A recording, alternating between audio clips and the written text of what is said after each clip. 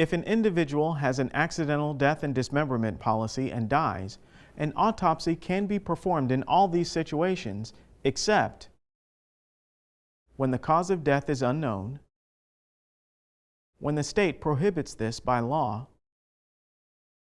when consent for the autopsy is not obtained, when foul play was a contributing factor. The correct answer is when the state prohibits this by law. When an application for insurance is being completed, the insured agrees to an autopsy or physical exam at the request of the insurance company. Regardless of any family preferences or beliefs, if the insurance company requests an exam or autopsy, it will be performed as long as it is not prohibited by state law.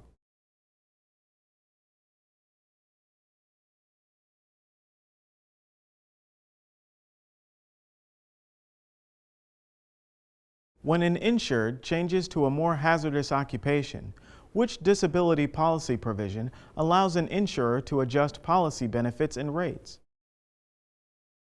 Relation of earnings to insurance provision, change of occupation provision, conformity of state statutes provision, modified occupation provision.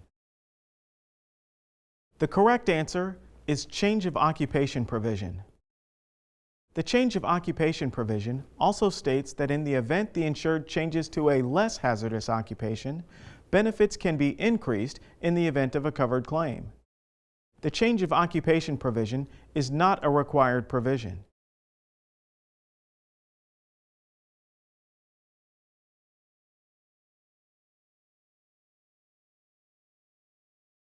S buys a $10,000 whole life policy in 2003 and pays an annual premium of $100.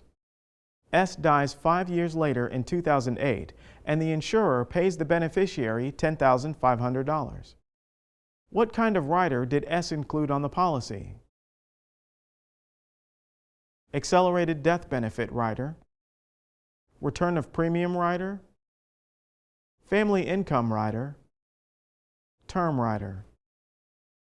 The correct answer is return of premium rider. A return of premium rider is a rider which requires the insurance company to return all of the premium paid back to the insured at a specific time, or back to the beneficiary at death.